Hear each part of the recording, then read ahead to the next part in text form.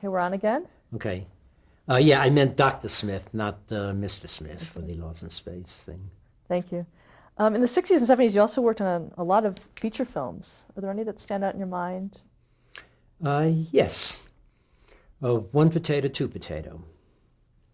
The story of a white couple, husband left, the woman with an 8-year-old child married an African American who was an exemplary father and a wonderful man, wonderful person. The white husband came back, demanded his child back. He abandoned the family. He was a no-good guy.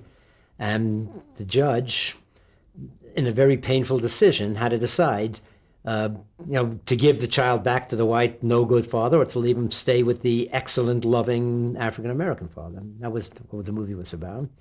And it was a very good, very touching movie. Larry Pierce was the director. How did you handle it musically? Oh, this was a challenge. I tried it different ways. It's a heavy drama and an important thing and a very painful drama. At the last minute, I said, no, I will point up the drama more if I don't underscore the turgid, the awfulness of it.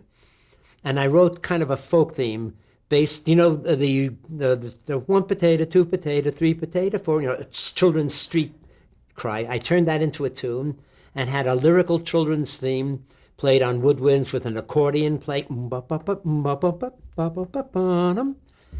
And I did it lightly for the main title, and that theme recurs towards the end. And at the very end of the movie, when the judge had a rule, he said, in this world, that kid will probably have a better chance with a white father, even though I understand that this is a happy home I'm breaking up with the black man.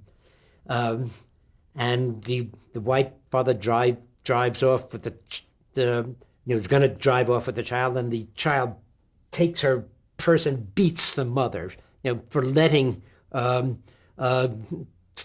allowing the white man to take her away from her beloved black adopted father. And the music comes in. It's like the final turn of the screw, that the accordion. At that moment, there was one of the most effective pieces of music I ever wrote. And I almost didn't write it. I almost played it straight and just wrote straight, dramatic music there. But I thought this touch somehow would work. And I think it did. What else from those days? Oh, the Robert Aldrich movies. The Killing of Sister George, which was innovative. It was the first on-screen lesbian movie ever made in Hollywood, for commercial release. That was interesting. How was it working with Robert Aldrich? He was a tough guy too, like Kubrick, but he let me take chances. Also, like on Whatever Happened to Aunt Alice, instead of when the title came on the screen, instead of having the big orchestra, I had one solo violin playing kind of a strange dissonance, just to kind of tell the audience this is going to be a strange, different movie. He loved it. One of these gambles that you don't know which way it's going to go. What other movies? Sylvia Plath, The Bell Jar. That was interesting, mostly because it was Sylvia Plath. Used a small orchestra for that. What kind of themes did you use for her? I had a music box, Celeste playing a music box theme.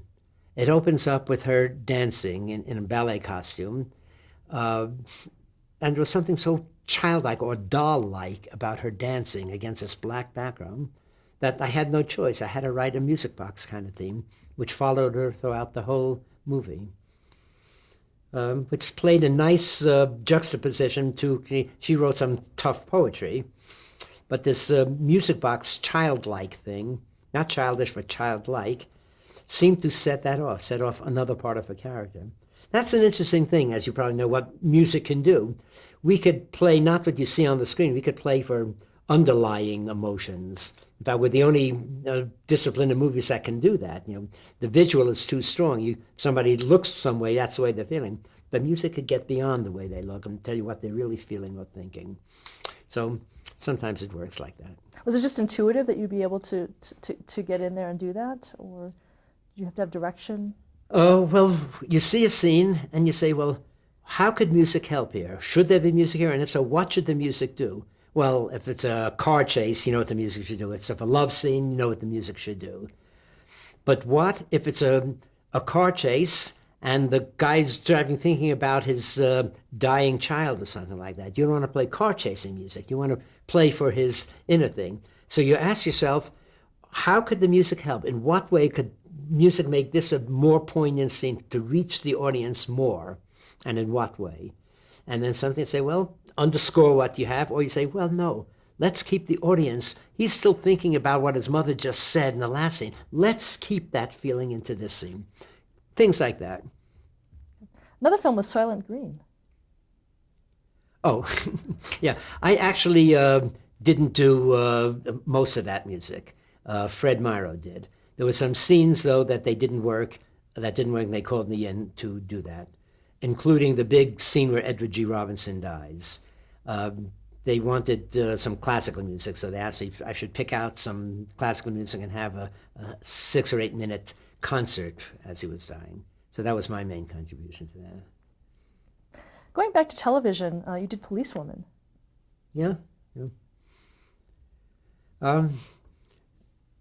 I'm not sure I can remember anything special about that. I think that was just, well, because it was Policewoman, I think we had to play it straight, like it was police cop, playing tough police people. I think that was an instruction. Like, don't play anything. She's a woman, but we don't want you to play that. We want it to be a tough cop show. So I think that's what the music was for that. Also, Medical Story? Once again, I think that was straight drama. Nothing special, no slants like in some of these other movies or TV series. Emergency? Oh, I remember that, yeah. That was a little more shocking, a little more brutal, I think, than most TV fare at the time. But once again, there wasn't any special angle that I can remember. Just, do a good, solid emergency job kind of thing. Let's move on to Executive Suite. Oh, that was sophisticated. That, I think we had some choices. That was kind of an... It wasn't just the brutal confrontations like in police stories. That was subtle confrontations. And I think that was, as I remember, opportunities to do some interesting things and some, other than what you see kind of music. So that was interesting. Okay. Let's move on to Roots. Okay. How did that happen for you? When the Roots project first got started, they called Quincy Jones as the obvious person to do the music for Roots. I had done a lot of work for David Wolper and Stan Margulies, and I understood totally why I wasn't called. It was obviously his gig. In November of 1976, the air date was January 17th for the first one. At the end of November, I got a call from Stan Margulies. He said, "Jerry, we're going to give you $1,000 to keep your pencils sharp and your mouth shut." "Oh," I said, "does this have something to do with Roots?" He said, "What did I just tell you? Keep your mouth shut." So it turned out it did have something to do with Roots. Quincy, for whatever reason, went into some kind of writer's block, and he did not come up with a main theme. And they needed a main theme for advertising. It was 3 weeks before airtime. So they called me in. I wrote the main theme. I finished episode number 1. What kind of materials did they give you to start with? Well, the first show, Quincy did 50, 60% of it. And I had to finish that. By material, you mean like musical material? No, the background material for the show. Or did you work off of the film, or did you? Well, the film was done by that time. Yeah, in fact, the first 4 films were done, waiting for them to be scored, and they waited, and Quincy just missed deadline after deadline, so they brought me in. So that's how I got onto Roots, and I'm very happy I was on Roots. It was quite an honor. It was it's a high point of television, as you know. Now, I did some research, but once again, I had to do 4 shows in something like 2 weeks. Now, we talked about brutal schedules before. This one was impossible. But, for Roots, you stay up. I was working on a 20-hour day for about 4 or 5 weeks, and somehow you do it, especially when you're younger. Did you have help? Yeah, usually I do my own orchestrations, but on Roots, I had an orchestrator. So that was a big help. Who was that? Al Sendry. Al Sendry and Al Woodbury, actually. Both of them helped me on Roots. Talk about writing the music for the different main characters in the series. There was a Chicken George theme. Well, the characters changed from show to show, so they didn't sustain except for Chicken George. He was, I think, in 3 or 4 shows. And I had a theme for Simon, in Roots the Next Generation, I had a theme for Simon Haley, Alex's father. He was in the 3 or 4 shows. Yeah, there were themes for each character, but they just didn't sustain because they were just in one show, basically. What about the main theme? How did I come on that? It had to be grand. It had in scope. It had to have sweep. It had to sound vaguely West African, as much West African as possible. It had to have its roots in folk music, as these people did. And just tried that. Actually, I took time to. That wasn't one of these first idea things. I worked on that for a while. And I used it in the first episode as some background music. And Stan Margulies liked what he heard on that one. I said, okay, this is going to be your main theme, which it was. You won an Emmy Award. Yeah. For that. What did that? How did you feel about that? Winning an Emmy. I hated it. I loved it. Yeah, it's nice to be recognized by your peers. Okay. And you also worked on The Next Generations and The Gift. Yeah. How are the schedules for that? More civilized, certainly, than the first one. That was just regular television pressure. Nothing like those first 4 episodes of the original Roots series. I often wondered what happens if I got a decent schedule, like 3 months to write a score. Would I spend the first 2 months just hanging around, going to the beach, unable to work except under pressure? I wonder. What do you think the legacy of Roots is in terms of television? As far as I know, it set the stage for innovative miniseries. It showed the power of television. I remember we'd be in a restaurant at about 8:30. The restaurants would clear out. Everybody was going home to watch Roots at 9 o'clock. It got a lot of work for African-American actors. And just an honor to be on the show. When you were screening those episodes, did you think that it would be as big as it was? I don't think so. Not at the beginning, no. I think the whole country was taken by surprise. Except, who was it, Brandon Stoddard, who, it was, I think his idea, put it on like that. Take the country by storm. Well, it worked. Also, Fred Silverman also was involved. Right. Fred Silverman was around at the time, too, yeah. Talk about working on Dynasty. And I just want to say, at the time, it was the mid-'70s, and I have kinky hair, and I wore it in an afro. And a picture was taken of me that got in the paper with the sunburn, so it was assumed that I was an African-American composer. That picture is actually still used in a lot of publications that talk about it. Oh, yeah? Okay. I love it. Talk about working on Dynasty.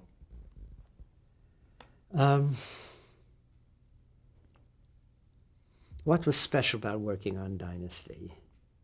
Well, I didn't do the theme. Bill Conti did the theme for that. I just worked on episodes. It was enjoyable. They gave me a pretty big orchestra and lots of strings and lots of lush kind of sexy kind of sounds, as I remember.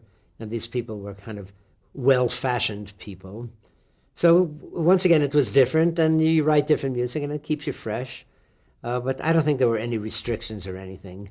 Um, they pretty much were so busy worrying about the next show, they just let you do that show. The same with Flamingo Road, too, which I did do the main theme of that. But they let you alone and just you worked on it. And by that time, we already were able to take home video cassettes. So it wasn't a terror. Oh my God, am I not remembering the scene right? Now, how did you use those videos in composing? Did you have it playing on the screen and Yeah, yeah, start and stop, or? yeah, yeah. And you say, oh, well, listen, let me look at that again to get the feel of it. No, he doesn't look angry there. No, I'll write a little more like this. Well, let me see it one more time. That was a luxury compared to what we went through until the mid-'70s, that terror of seeing it once. On Dynasty, did you work with Aaron Spelling at all? He would show up occasionally. But no, I worked with the specific producers of each show, or sometimes the directors. And there was no specific rules for writing music? Not that I remember, no. Okay. So was there anything that you had to do to portray the lavishness of the entire series? Yeah, I think that kind of what I was trying to describe before, these were high fashion people. There is a certain sound that indicates wealth and posterity and things like that. How would you describe that sound? Well-fed violins. Okay, let's talk about a few other series that you did. The Chisholms? Do you have anything on that? Oh, yeah, they wanted that to sound like Aaron Copland's music, as I remember. So we did it as imitating, getting the feel of Aaron Copland as much as possible. Did you have to do a lot of that where you were imitating another composer? That was, I think, the only time in my career, unless a specific producer would say, hey, why don't you give us a nice Max Steiner schmaltzy sound here or something like that.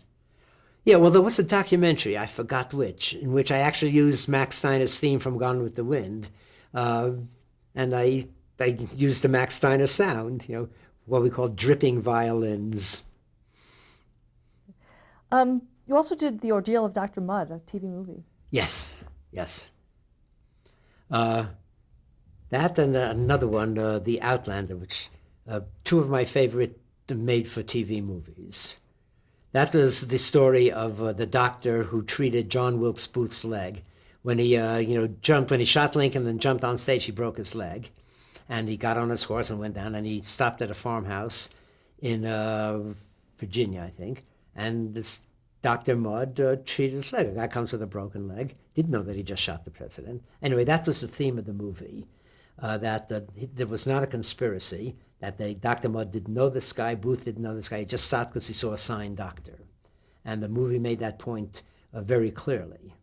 It turns out that there was some evidence. They found a map on John Wilkes' possessions showing a map of some real estate there, including Samuel Mudd's house. So it's an ambiguous point. But this movie took the point of view that Samuel Mudd was innocent. Do you know the expression, his name was Mudd? That's what it comes from. They needed, the country was grieving because their beloved President Lincoln was shot. And John Wilkes Booth was already captured and killed. And the country needed somebody to hate. So they hated Dr. Samuel Mudd. His name was Mudd. He was hated. Professionally, a combined universal hatred of the man. He's a sweet country doctor as played in this movie. I love that movie. And musically, how did you portray him? Period, somewhat of the period. I probably used, knowing my love for harmonica and banjos and guitars, I probably used a lot of that in the score.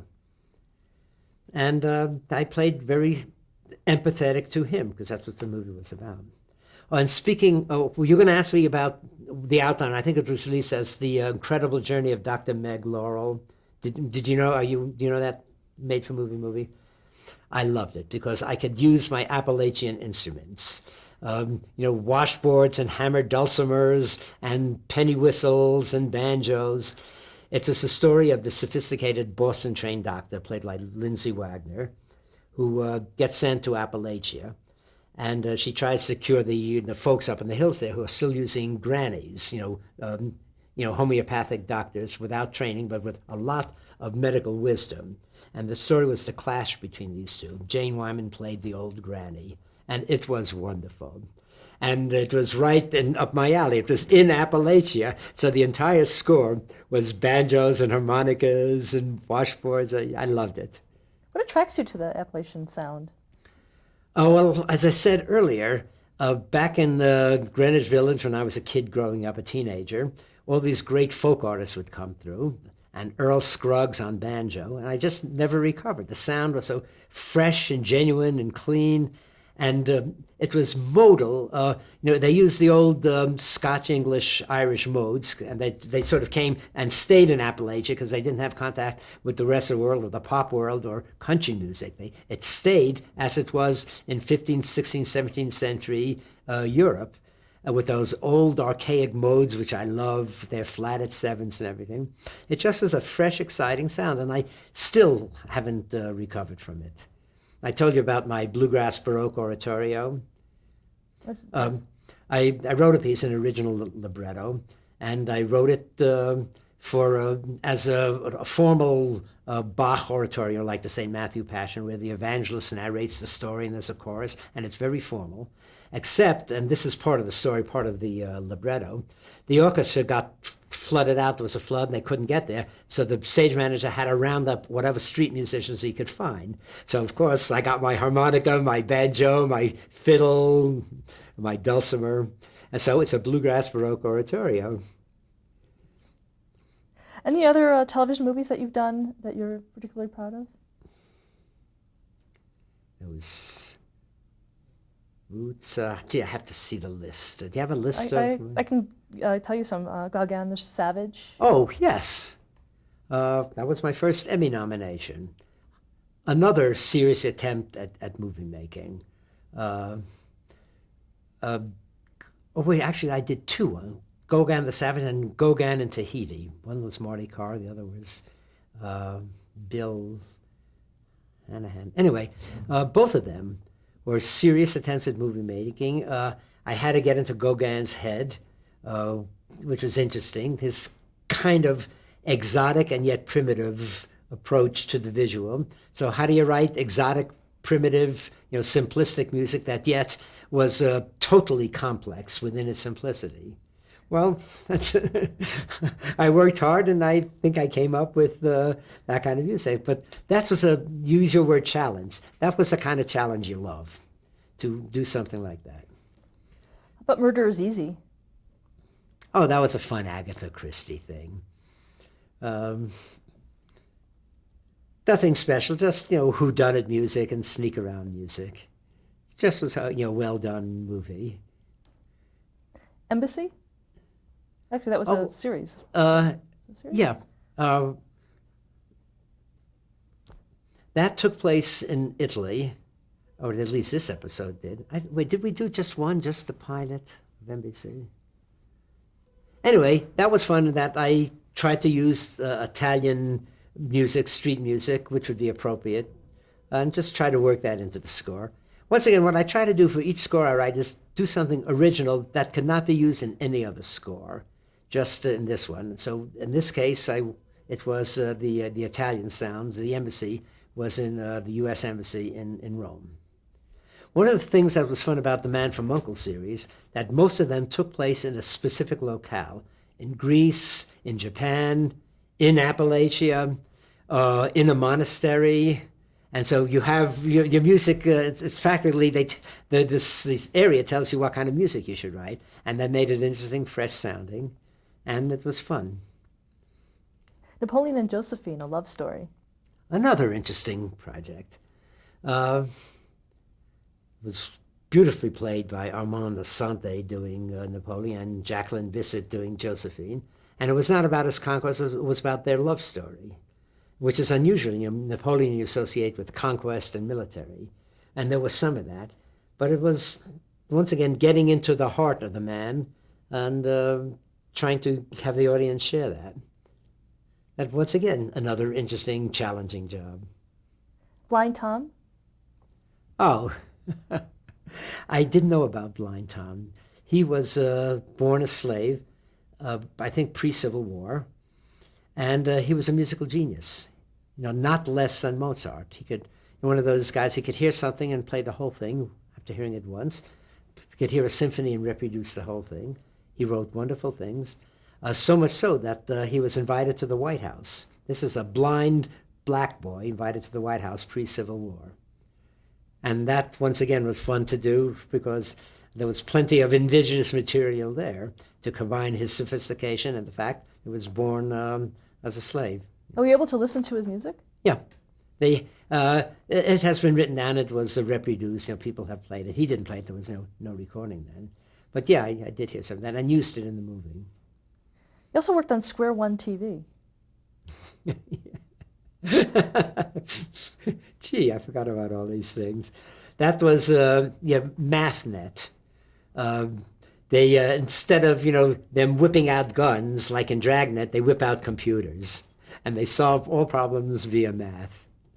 And it was done just beautifully and fun. The style of Sesame Street and those people were to have it so sophisticated that the parents walking by the TV, will see and laugh. So the kids figure, well, if the parents are stopping and laughing, this has got to be a good show. And it's on the child level also hip enough for adults to enjoy. So yeah, that was a lot of fun. Musically, did you have to write differently for children? Yeah. You go easy on the dissonances, go easy on the sophistication. Yeah, you have it pretty much out there. Any particular instruments that you preferred using for that? On Square One, on MathNet, I think they didn't have any budget, so we synthesized the whole score. So that's difficult right there. It doesn't really sound like musical instruments, so you try to use the synthesized sounds not to imitate real instruments, but for their own right. But sometimes I had to try to have it imitate an oboe or a clarinet or something. That sort of worked. The Secret Life of 118 Green Street. Oh, another serious documentary. That was made by the same people who made National Geographic. That was a story of a normal home, 118 Green Street, what really went on, with the mites and the insects and the bacteria and the molds. It was fascinating. Now this was another challenge. How do you write music for bacteria and for molds and for mice? Well, I was on 3 levels. The people of the house got real instruments, the oboe, flute, violin. The critters like mice and crickets and bats got synthesized sound, synthesized real instruments. So it sounded not quite real. And the 3rd level was molds and bacteria. They didn't get any tonality at all. They just got synthesized sounds. So that was a 3 level. And it was fun combining all 3 because sometimes all 3 worked together. So, what music do you write for a cheese mold or a slime bug? It was fun. Let's stop there to change the tape.